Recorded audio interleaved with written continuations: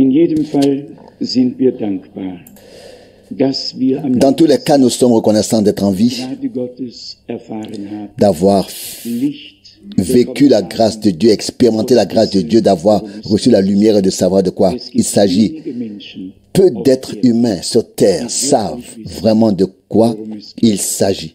wir können Gott Nous pouvons être sehr dankbar très reconnaissants à Dieu dafür sein, dass mitten d'avoir donné la lumière au milieu de toutes les ténèbres, in aller d'avoir donné la clarté au milieu de toute la confusion, mitten in d'avoir placé sa parole originale sur le chandelier au milieu de toutes les interprétations.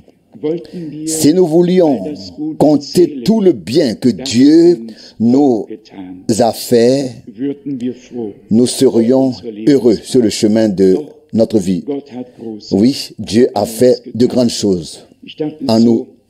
schon in C'est ce que je pensais déjà en Israël et maintenant, depuis mon retour, darüber nach, je réfléchis à quel point les gens peuvent être informieren können, part- halbe Wahrheit partiaux, verkündigen. informés de manière partielle, proclamer des demi-vérités, etc. Et à quel point Dieu est complet In seiner Information ist. et englobe tout dans ces informations. Il ne manque rien. Gott hat alles Dieu a dit tout ce que nous devons savoir und hat es ausgewogen. et l'a dit de manière équilibrée. Je vais vous donner un exemple. Als ich in Israel, Quand j'ai entendu les informations à la télévision en Israël, in den USA, aux États-Unis ou dans les journaux américains, on zeigte man nur ne montrait que les chars d'assaut aufgefahren, qui arrivaient pour einzuschreiten.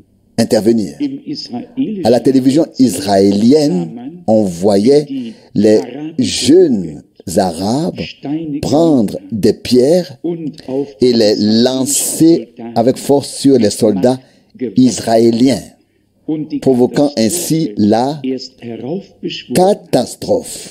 Und ich dachte, Et je me suis dit, welch quelle eine responsabilité laden ces gens prennent-ils sur eux? sie Ils ne donnent que la moitié de la vérité ou une version partielle de l'histoire das gesamte et ils déforment complètement la réalité die ganze Welt in et Aufruhr, toute l'image et mettent le monde entier en ébullition dann doch et cela contre Israël. Et cela fait un peu mal de voir à quel point wie les gens sont injustes wie gerissen et die Menschen sind. rusés. Und Politik war Et la politique a toujours été quelque chose de très mauvais. kommt als Elle nächstes vient juste hinter der Religion.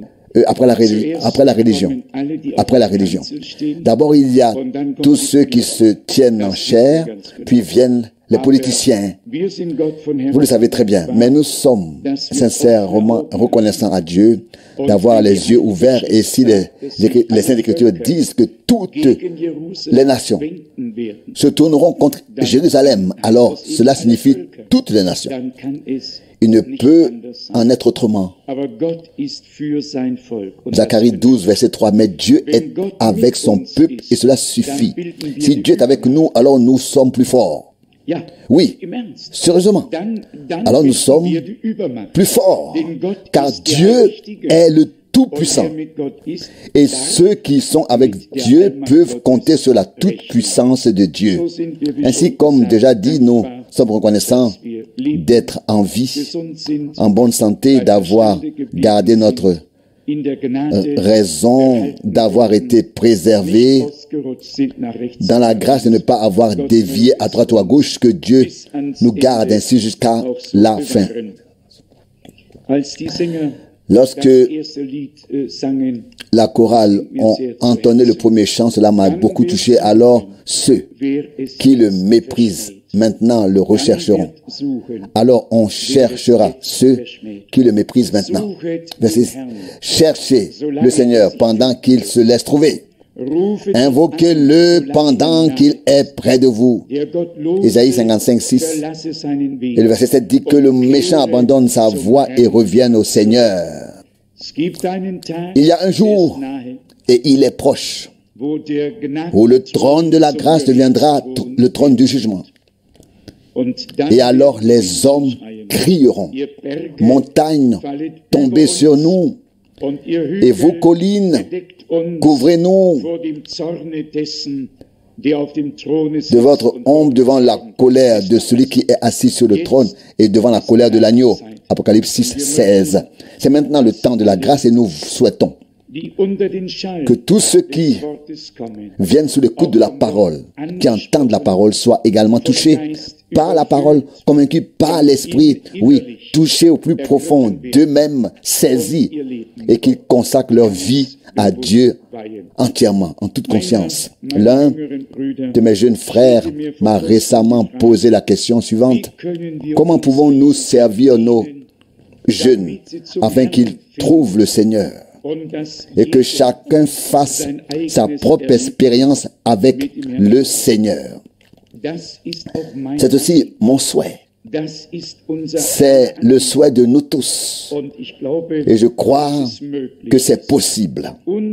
Sous la proclamation de la parole de Dieu, chaque être humain peut expérimenter Dieu. Il doit relier la prédication à la foi. Et il doit à un moment donné exprimer avec ses lèvres ce qui est peut-être déjà dans son cœur et invoquer le nom du Seigneur. Il est écrit: quiconque invoquera le nom du Seigneur sera sauvé. La proclamation de la parole précède cela. Mais ensuite, pour expérimenter personnellement, pour faire l'expérience personnelle avec le Seigneur, chacun doit simplement crier: Seigneur Jésus, aie pitié de moi. Je t'invoque, aide-moi, pardonne-moi, et vous verrez. Cela peut arriver encore aujourd'hui, que des gens fassent leur expérience avec Dieu.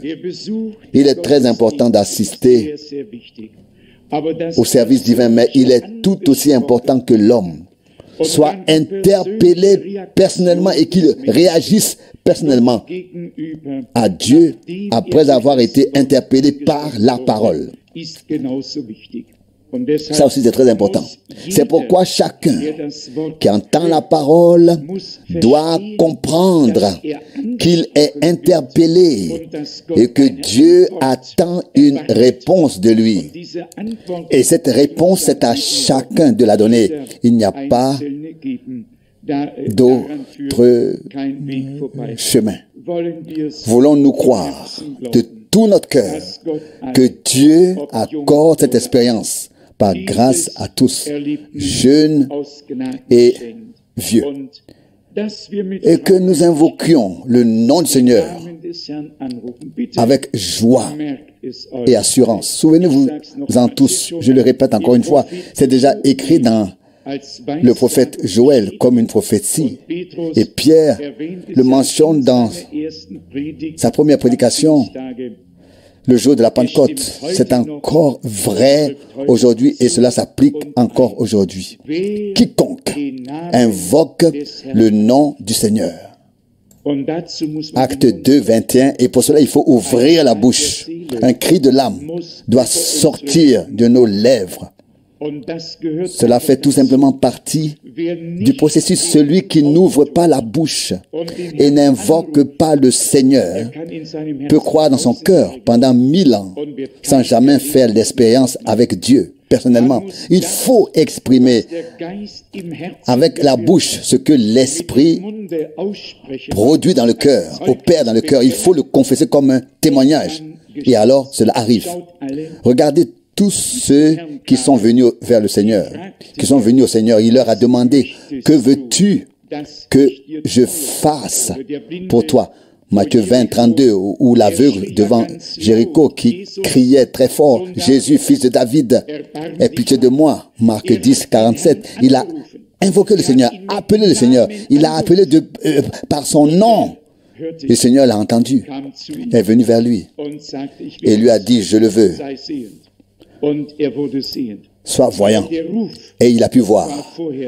Mais l'appel était là avant. Et que le même appel monte aussi de notre cœur vers Dieu.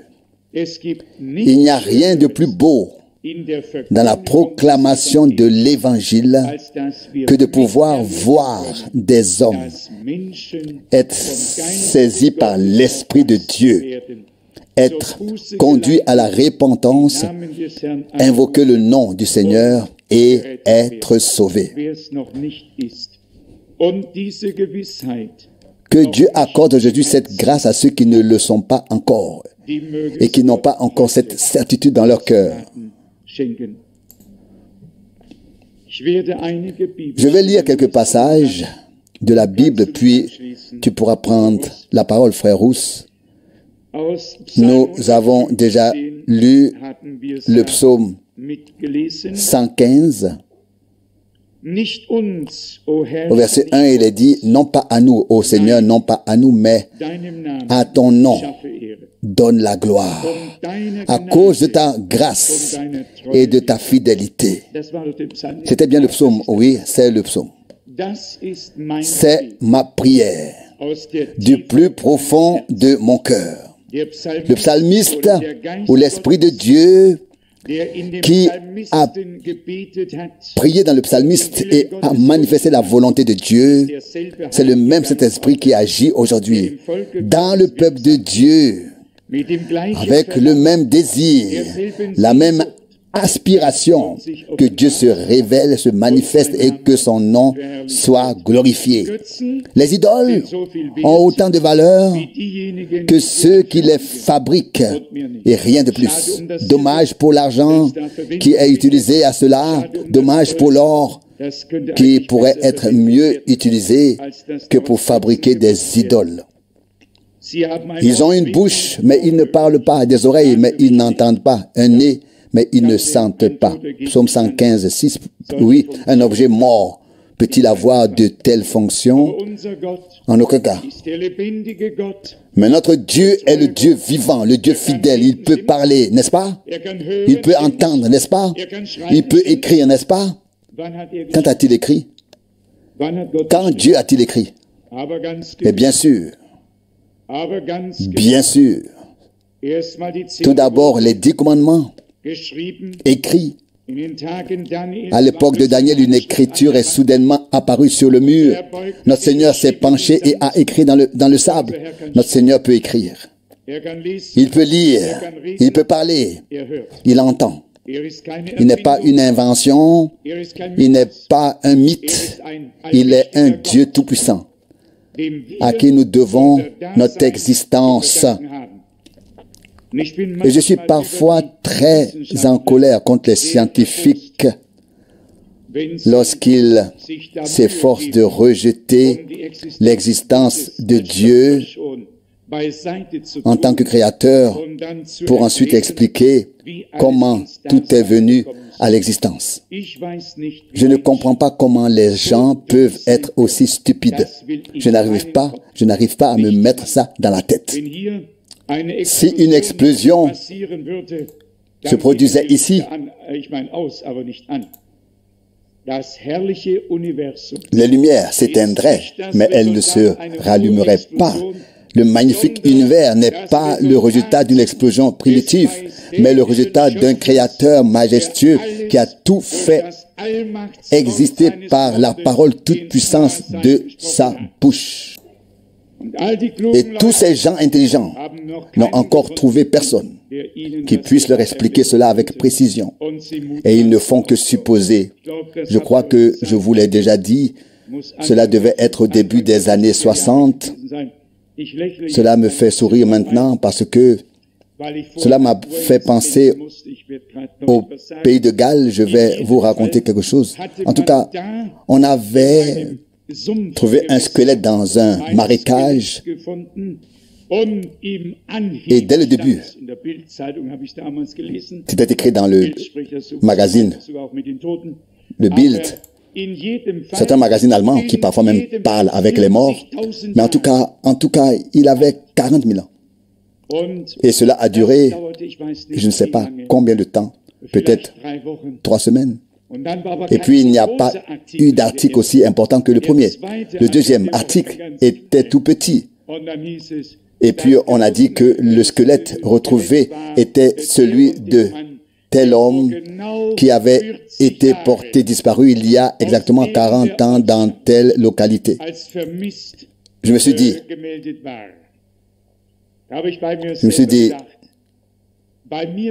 pour moi, le zéro a une grande importance. Par exemple, si je n'avais qu'un seul billet, qu'il y avait un 1 dessus, ce serait mauvais. S'il y a un 0 derrière, c'est mieux. Si j'ai un billet avec 2 zéros derrière, c'est encore mieux. Si on a un 5 et 3 zéros derrière, ce serait encore mieux. Mais qu'est-ce que je veux dire? Je voulais dire ceci. Les scientifiques s'empressent de donner leur avis, et puis ils se lancent dans des conjectures. Plus ils se croient intelligents. Chez nous, ce n'est pas la sagesse humaine qui compte, c'est la puissance de Dieu. Ici, ce ne sont pas les paroles des hommes qui comptent, mais la parole de Dieu. Et comme Dieu l'a dit et l'a fait, il en est encore aujourd'hui ainsi. Mais comme je pense déjà au pays de Galles, vous savez, frère Branham l'a mentionné dans 2 ou 3 sermons. Je pense en particulier à cette histoire où des pasteurs et des ecclésiastiques des États-Unis arrivent à Londres et ils demandent au premier policier qu'ils rencontrent où se trouve ce grand réveil. Qui sait ce que l'homme a répondu? Qui s'en souvient encore? Qui s'en souvient encore? Oui, merci. Il y a de bons lecteurs. Le policier a dit, regarde-moi, je suis le réveil du pays de Galles. Que voulons-nous dire par cela? Ce n'était pas seulement quelque chose qui a été observé, mais qui a été expérimenté personnellement. Les gens l'ont vécu et ont pu en témoigner. Vous savez, à cette époque, c'est justement à cette époque qu'un homme a parlé avec fougue. Il s'agissait de 2 frères, les frères Jeffrey. Ils se sont séparés plus tard pour une question de détail et ont été puissamment bénis. L'un croyait en un royaume millénaire direct et l'autre non. Et ils ont fondé 2 groupes spirituels, les Assemblées de Dieu et la communauté Elim. Mais l'un de ces prédicateurs du réveil s'est levé en chair et a dit à l'auditoire, j'ai un verset auquel je ne peux pas répondre. Et il a dit, si je faisais venir un ange du ciel et lui demandais, lui non plus ne saurait répondre. Tout le monde était en tension. Il a ouvert le livre des Hébreux, chapitre 2, je crois, et il y est écrit, comment échapperons-nous si nous négligeons un si grand salut? Hébreux 2, 3. Puis il a dit, savez-vous la réponse à cette question? Comment échapper si l'on n'accepte pas un si grand salut que Dieu a préparé? Qui veut y échapper? Il n'y a alors pas d'échappatoire. Vous savez, en période de réveil, les prédicateurs ont chauffé les gens à blanc par leur prêche. C'était dur. Et cela reviendra peut-être. Cette prédication superficielle qui se limite à la contemplation ne touche pas suffisamment notre cœur. Que Dieu nous donne une prédication plus profonde, plus intense, qui touche tout notre être et avec elle les expériences que nous devons faire par grâce. Par grâce. Ici, donc que nous devons faire absolument. Ici, dans le psaume 115, verset 12, il est écrit, le Seigneur s'est souvenu de nous, il nous bénira. Psaume 115, verset 12. Amen. Dieu a des pensées d'amour et de paix pour son peuple. Parfois, nous dirions, s'il nous conduit, tout ira bien. Et il y a en effet des évangélistes qui promettent aux gens que s'ils deviennent croyants, ils seront portés au-dessus de tout. Ils flotteront, littéralement, flotteront. Je voulais déjà lire à la fin de l'année les choses dans lesquelles Paul flottait. ce qui lui permettait de marcher comme un béni du Seigneur. Voici ce que dit le texte ici, Psaume 115, verset 15. Vous êtes bénis par le Seigneur qui a fait les cieux et la terre. Le Créateur est aussi le Rédempteur. Le verset 12, le Seigneur s'est souvenu de nous, il nous bénira. Mais nous le croyons de tout notre cœur. Je suis toujours bouleversé, même ces derniers jours, quand je parle à des gens qui ne savent pas ce que Dieu a promis dans sa parole, en particulier les Juifs. J'ai fait la connaissance d'un homme sympathique que j'ai beaucoup apprécié. Nous sommes assis à table de temps en temps. Un Israélien né aux États-Unis dont les ancêtres venaient à l'origine d'Union soviétique, mais il a dit, je ne peux pas croire.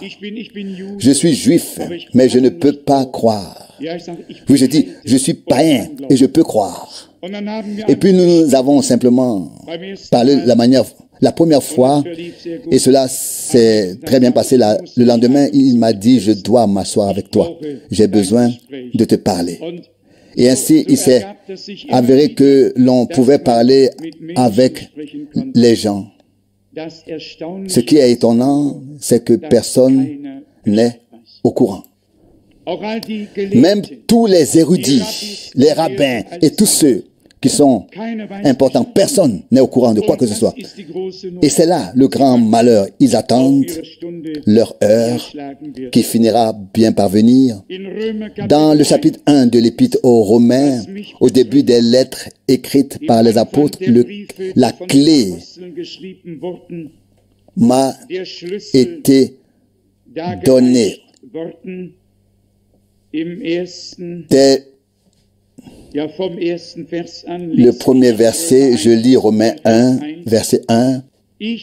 Moi, Paul, un serviteur du Christ Jésus, j'ai été mis à part par un appel à être apôtre pour annoncer le message du salut de Dieu, verset 2, qui avait été promu auparavant de la part de Dieu par ses prophètes dans les saintes Écritures. Arrêtons-nous ici un instant. Déjà promis dans les Saintes Écritures à l'avance. Il a annoncé dans les prophètes ce qui allait arriver et ce qui est arrivé. Nous l'avons dans la brochure, il est écrit, exposé dans la brochure avec le titre, il est écrit, nous avons exposé. Je pense que nous devrions nous réjouir que Dieu nous ait donné la grâce, par la grâce, la clé pour comprendre les choses qui concernent le royaume de Dieu. Et lorsque les hommes côtoient le ressuscité, il leur parle encore aujourd'hui des choses du royaume de Dieu, comme il a fait pendant les 40 jours qui ont suivi sa résurrection, lorsqu'il était avec ses disciples et leur parlait du royaume de Dieu. Acte 1, 3. Il ne leur a pas parlé de politique, pas de météo. Vous pouvez le lire dans Acte 1. Il leur a parlé du royaume de Dieu. Je pense que c'est vraiment de la plus haute importance. Où est-ce écrit ici? Oui, dans Acte 1, verset 3.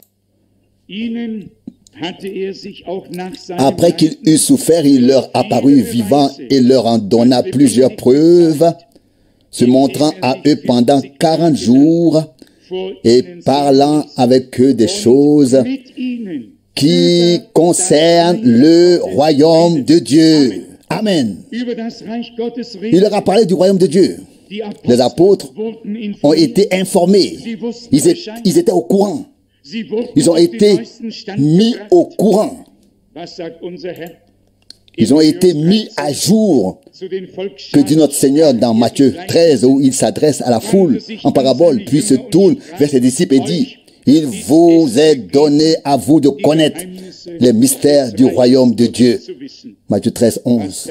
Qu'a fait le Seigneur avec les disciples d'Emmaüs. Il a parlé avec eux de l'accomplissement des Écritures dans leur temps et a demandé aux gens de cœur lent à croire. Quand croirez-vous à tout ce qui a été dit par les prophètes et qui devait s'accomplir? Luc 24, 25. Et puis il a commencé par Moïse et tous les prophètes. Et il leur a expliqué et confirmé que tout s'était accompli.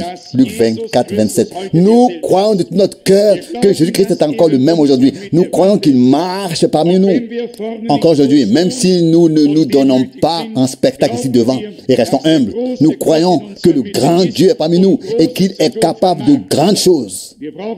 Nous n'avons besoin de rien qui soit fait depuis la plateforme. Cela doit venir du ciel. Nous savons, cela est également écrit dans l'Épître aux Hébreux, que si ceux à qui il a parlé sur terre n'ont pas échappé au jugement, comment échapperons-nous?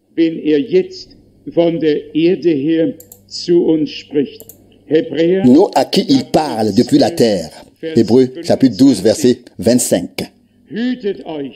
Chapitre 12, verset 25, Hébreux. Prenez garde de ne pas rejeter celui qui vous parle, de ne pas refuser de l'écouter, car si ceux qui ont rejeté celui qui s'est fait connaître à eux sur la terre n'ont pas échappé au châtiment, combien moins échapperont nous si nous nous détournons de celui qui nous parle du haut du ciel.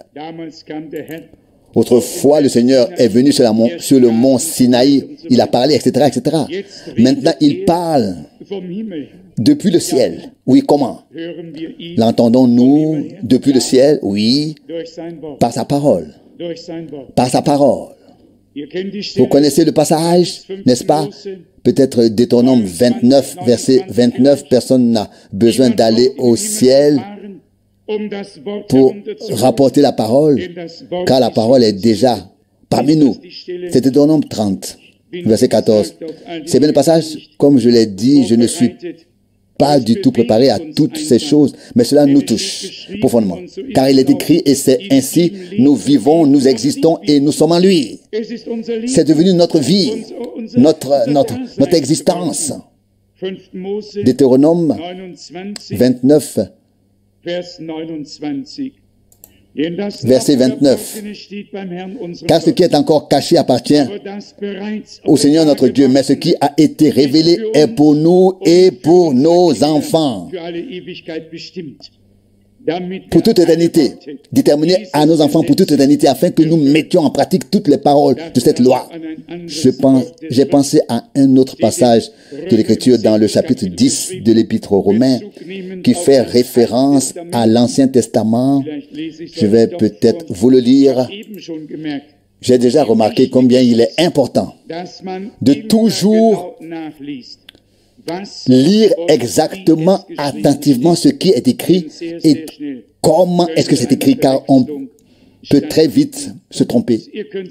Vous pouvez le lire vous-même dans Romains chapitre 10. Je reviendrai sur Romains 1 et avec l'aide de Dieu, je ferai le lien avec le prophète Ésaïe. Romains 1, verset 2. En référence à l'évangile ou au message du salut par ses prophètes dans les saintes écritures, ou a promis auparavant, ou annoncé à l'avance. Dans le prophète Ésaïe, chapitre 44, d'abord le verset, donc Ésaïe 44, verset 26, qui accomplit la parole de ses serviteurs et réalise le dessein annoncé par ses messagers. Dieu a envoyé ses serviteurs matin et soir à parler par leur bouche et à annoncer ce qu'il avait prévu. Puis, ce qu'il avait annoncé s'est accompli. Isaïe 46, verset 10. Isaïe 46, verset 10. Dès le commencement, j'ai annoncé la fin est depuis les temps anciens, ce qui n'était pas encore fait. J'ordonne, mon dessein s'accomplit, et tout ce que j'ai voulu, je le réalise. Comment savons-nous ce que Dieu accomplit et ce qu'il veut? Comment le savons-nous? En sondant sa parole, en trouvant les promesses et les prophéties, en y ancrant notre foi et en sachant qu'il a promis ce qu'il fait. Qu'il a promis, et c'est ce qu'il fait aussi, ce qu'il a promis. Puis dans le Nouveau Testament, les passages souvent lus, Actes des Apôtres, chapitre 3, verset 21.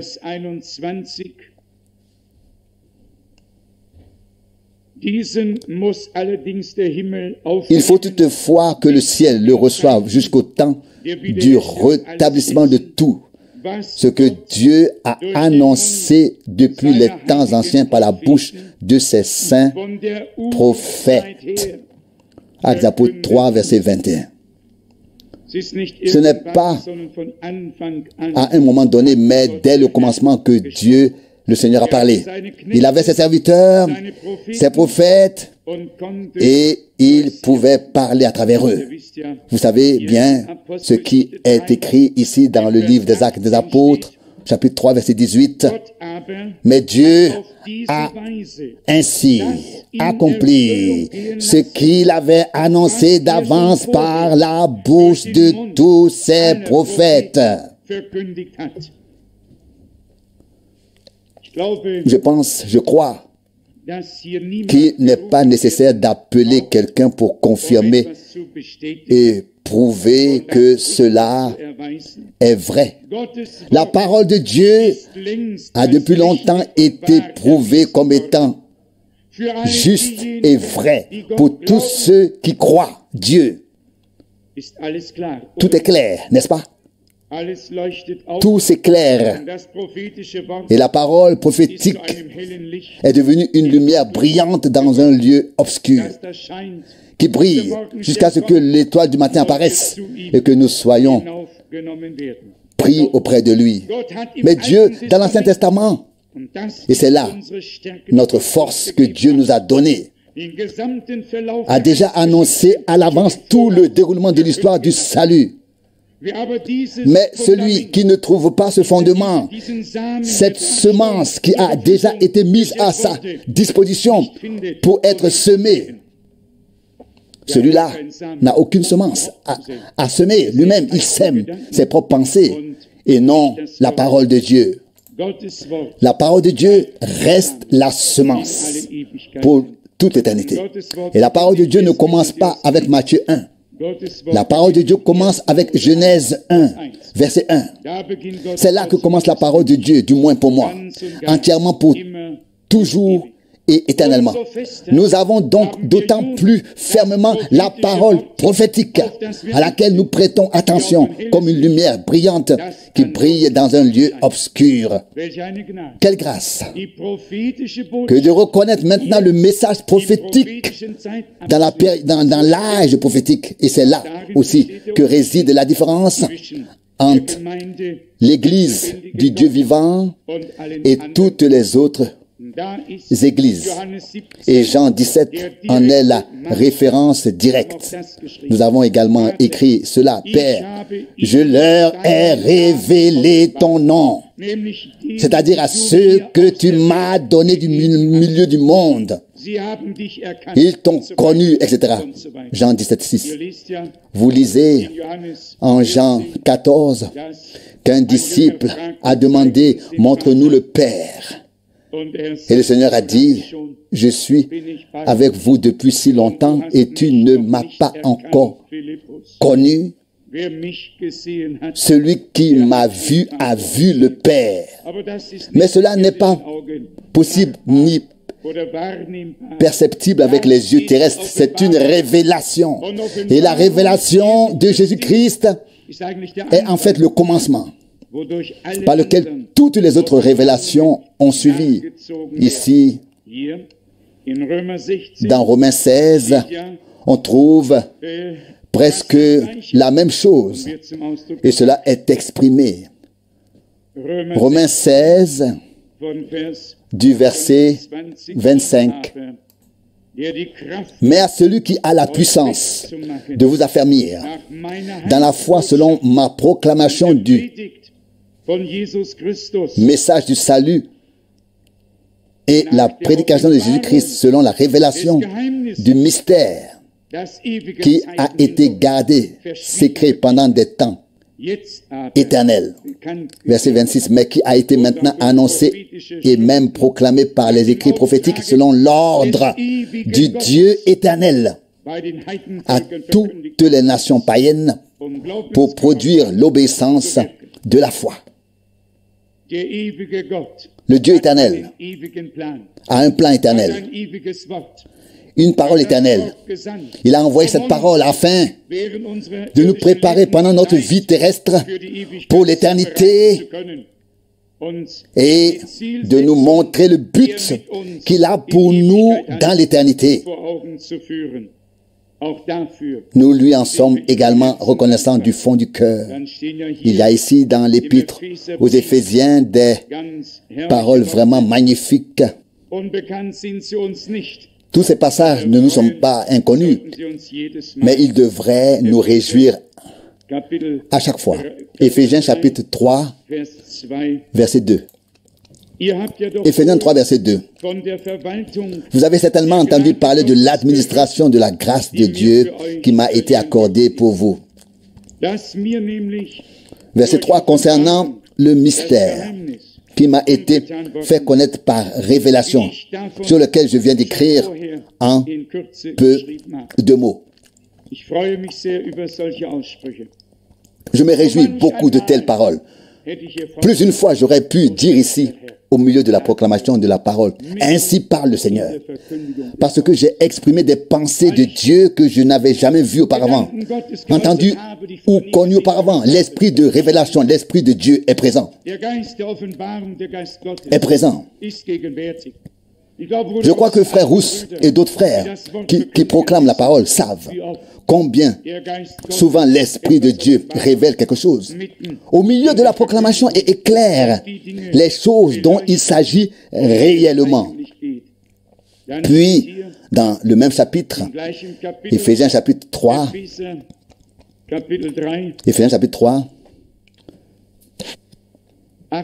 versets 8 et 9, il est écrit: à moi le moindre de tous les saints a été conféré ce ministère de la grâce d'annoncer aux païens le message du salut concernant les insondables richesses de Christ. Au verset 9, afin de donner tout l'éclaircissement, à savoir quel est l'objectif lié à la réalisation du mystère qui a été caché depuis le commencement des temps en Dieu, le Créateur de toutes choses.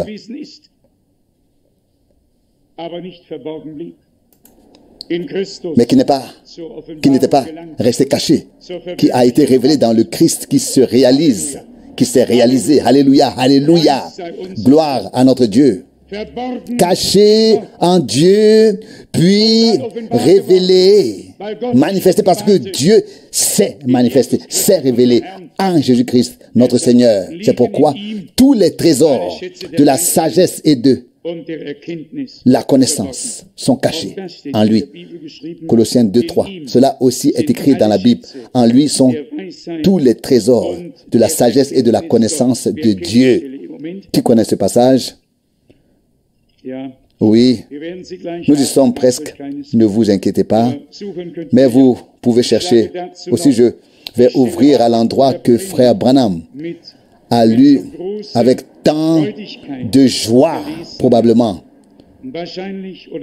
ou plutôt certainement sous l'impulsion de l'Esprit de Dieu, que dans le 7e, le dernier âge de l'Église, le mystère de Dieu sera vraiment accompli, comme il a été révélé à ses serviteurs, c'est-à-dire aux serviteurs de Dieu. Apocalypse 10, Nous prenons la liberté de lire cela également. Verset 7. Mais dans les jours où la voix du septième ange retentira, quand il sonnera de la trompette, alors le mystère de Dieu sera accompli, comme il l'a annoncé de manière fiable à ses serviteurs, les prophètes, comme une bonne nouvelle. Nous devons franchir le pont qui a été jeté entre l'Ancien et le Nouveau Testament. Tout comme on traversait autrefois ce pont pour passer de l'Ancien au Nouveau, il faut revenir du Nouveau vers l'Ancien pour savoir qu'il y a deux piliers qui le soutiennent et qu'il ne peut s'effondrer. Nous sommes tellement reconnaissants à Dieu de pouvoir vivre à la fin des temps comme un reste presque introuvable sur terre. Mais nous croyons que nous ne sommes pas les seuls, que beaucoup d'autres viendront et seront appelés. Nous le croyons. La souffrance de notre Seigneur en vaudra la peine. Le mystère de Dieu, le dessein qu'il a lui-même annoncé par la bouche de ses serviteurs s'accomplit. Et cela en nos jours. En nos jours. Vous savez que nous aussi, nous attendons depuis plusieurs années déjà le retour du Seigneur. Que personne ne dise que nous nous sommes trompés. Au contraire, je compte aujourd'hui davantage sur le retour du Seigneur. Et je sais que tant d'années ayant déjà passé, il s'est rapproché, n'est-ce pas? Nous sommes aujourd'hui plus proches de la venue du Seigneur qu'il y a 20 ans. Nous nous sommes rapprochés de 20 ans. Ne vous inquiétez pas à ce sujet. L'important est de rester lucide, sobre. Vous savez, les disciples ont eux aussi demandé à leur Seigneur, est-ce en ce temps-ci que tu vas rétablir le royaume d'Israël? Eux aussi ont posé la question. Acte 1, 6. Et le Seigneur a répondu, vous n'avez pas besoin de savoir les temps et les moments. Cela ne vous regarde pas, mais restez ici jusqu'à ce que vous soyez revêtus de la puissance d'en haut, et alors vous serez mes témoins. 1,8, Actes des Apôtres. Personne n'a besoin de connaître les temps et les moments, mais nous voulons être ces témoins. Des témoins qui ont entendu et vu personnellement ce que Dieu a fait. Je crois que par grâce, je peux être une telle personne qui a eu le privilège de voir et d'entendre ce que Dieu a fait dans cette génération. Et nous tous, nous avons pu le voir et l'entendre. Tous n'ont pas vu le Seigneur.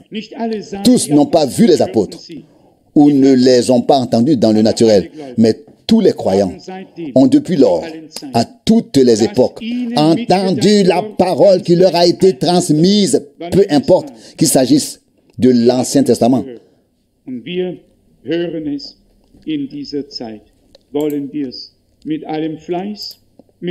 Quand il a été écrit, et nous l'entendons à notre époque, entendons là, croyons-là et recevons-là avec toute notre diligence et tout notre sérieux. Permettez-moi de conclure en répétant ce que j'ai entendu souligner, ce que j'ai déjà souligné au début. Si parmi nous se trouvent des personnes chères et précieuses qui n'ont pas encore la certitude d'avoir fait l'expérience du Seigneur, qu'aujourd'hui, elles invoquent, elles aussi, le nom du Seigneur afin d'être sauvées. Que Dieu nous bénisse tous. Prière finale, frère Rousse, note du traducteur. Nous te remercions tous ensemble pour ta parole précieuse et sainte. Tu nous as donné ta parole de manière si riche ce soir encore. Comment ne pas te louer, Seigneur? Si nous ne le faisons pas, Seigneur, qui le fera? Mais nous louons le Seigneur dès maintenant et pour l'éternité. Seigneur, nous voulons le faire. Seigneur, avec ceux qui nous ont précédés, qui ont élevé ton nom et t'ont rendu louange et gloire. Seigneur, comme c'est merveilleux, tu as pensé à nous ces jours-ci. Tu as ouvert notre compréhension à ta parole, Seigneur. Tu as maintenant révélé ce qui était caché, Seigneur. Quelle grâce, Seigneur. Seigneur. Et ce n'est pas toi qui béniras, mais tu as déjà béni. Alléluia. Reçois la gloire, reçois la louange et l'adoration de nos cœurs et de nos bouches, Seigneur. Nous te remercions pour ce soir. Nous te remercions pour ta parole, Seigneur. Ce fut court, Seigneur, mais ce fut savoureux, Seigneur. Ta parole est vraie, Seigneur. Elle demeure, Seigneur. Quand le ciel et la terre passeront, ta parole demeure. Nous voyons, Seigneur, les puissances. Elles devront accomplir, Seigneur, ce qui doit être accompli, Seigneur, afin que ta parole s'accomplisse. Ô Seigneur, gloire à ton nom merveilleux. Nous pouvons le voir de nos yeux, Seigneur, que tout doit arriver ainsi, Seigneur. Nous voyons que ta venue est proche et que l'enlèvement de ton épouse est proche. Alléluia. Gloire, louange, honneur et adoration à ton nom. Bénis avec nous tout ton peuple, Seigneur, tous nos frères et sœurs, Seigneur, dans tous les peuples, toutes les langues et toutes les nations. Nous te demandons tout cela au nom précieux de notre Seigneur Jésus-Christ. Amen.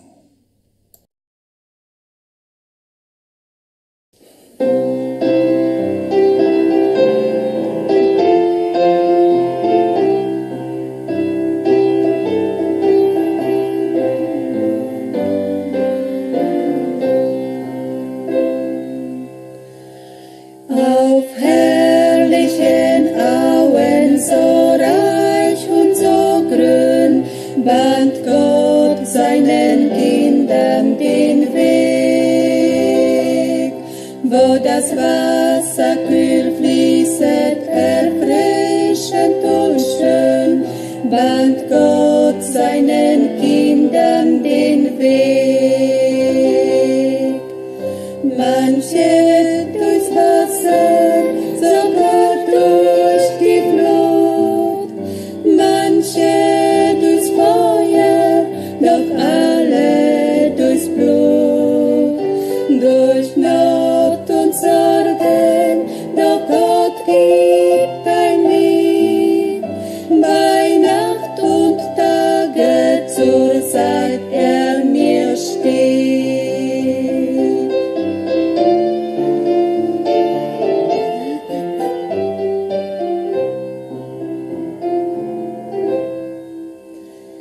Auf bergigen Höhen, wo die Sonne so lacht, bahnt Gott seinen Kindern den Weg.